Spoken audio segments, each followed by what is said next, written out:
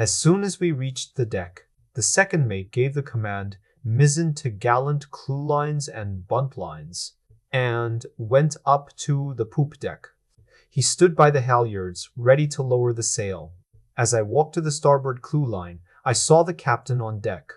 When I grabbed the rope, I heard him call to the second mate, "Call all hands to shorten sail. Mr. Shorten sail, Tulipson." "Very good, sir," the second mate answered.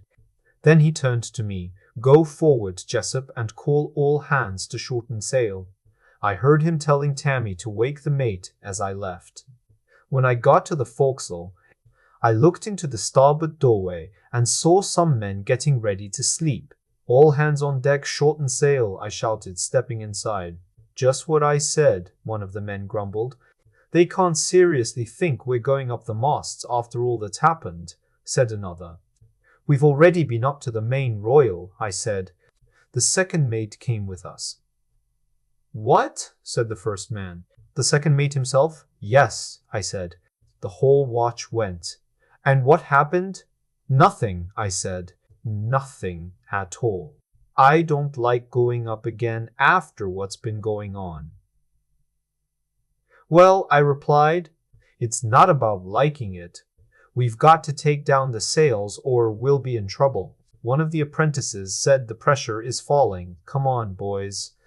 "We have to do it," said an older man, getting up. "What's the weather like?" "Raining," I answered. "You'll need your oilskins." I hesitated before going back on deck.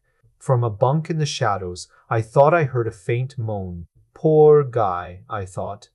The old man who had just spoken said sharply, "It's all right, mate. You don't have to wait. We'll be out in a minute." "That's fine. I wasn't waiting for you," I said, and went to check on Jacobs. Earlier, he had put up curtains made from a sack to block the wind. Someone had pulled them shut, so I had to move them to see him. He was lying on his back, breathing oddly. His face looked pale in the dim light. "Jacobs," I said, "how do you feel?" He didn't respond. After a few moments, I closed the curtain and left. "What's he like?" someone asked. One asked. "Ooh, bad," I said. "Really bad. Someone should tell the steward to check on him. I'll mention it to the second mate when I can." I went back on deck and helped with the sail. We hauled it up and then moved to the fore topgallant.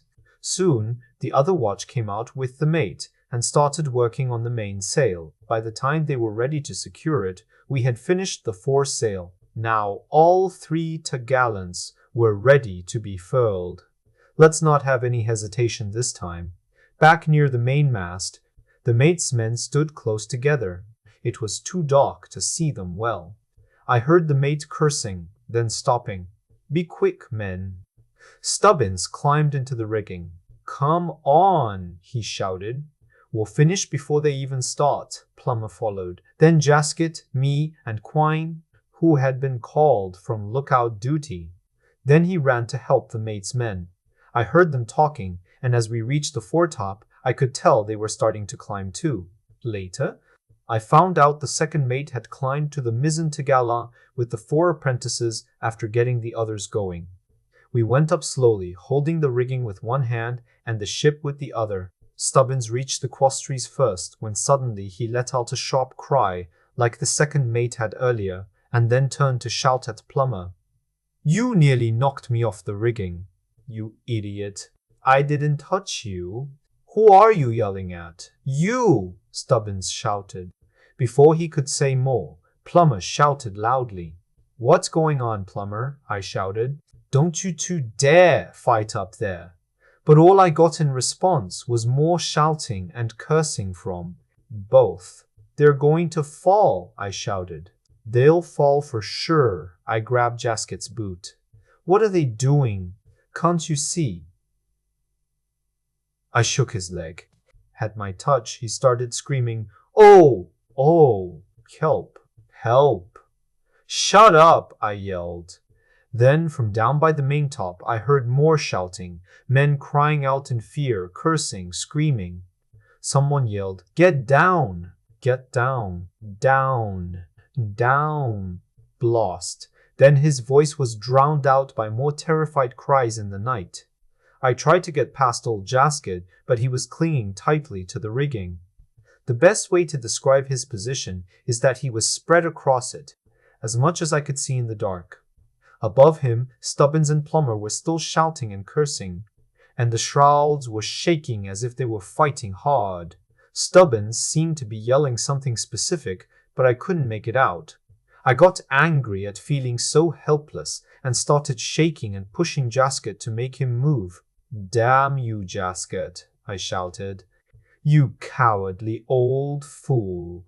Let me pass. Let me pass, will you?" But instead of letting me go by, he started climbing down. So I grabbed the loose part of his trousers near the back with my right hand, and with my left, I grabbed the rigging above his left hip. Using these grips, I pulled myself up onto his back. Then, with my right hand, I reached for the forward shroud over his right shoulder. And once I had a good grip, I moved my left hand to the same level. At the same time, I got my foot on a ratline knot to lift myself higher. I stopped for a second and looked up. "Stubbins! Stubbins!" I called. Plummer! Plummer!" Just as I called out, Plummer's foot came down through the darkness and landed right on my face. I let go with my right hand and hit his leg angrily, cursing him for being so clumsy. He lifted his foot again, and at the same moment, I heard a clear shout from Stubbins. "For God's sake! Tell them to get down on deck," he was yelling. Right then, something in the dark grabbed my waist. I quickly grabbed the rigging with my free hand, and it was a good thing I did, because in the next moment I was pulled with terrifying force. I didn't say anything but kicked out wildly with my left foot. It's strange, but I can't say for sure if I hit anything. I was so scared that I couldn't tell. Still, I think I felt my foot hit something soft that gave way. Maybe it was just my imagination. But I don't think so, because the grip on my waist let go immediately, and I started scrambling down, holding the ropes as tightly as I could. I don't remember clearly what happened next. I don't know if I slid over Jasket or if he moved aside. I was surrounded by a crowd of shouting, half-crazy sailors.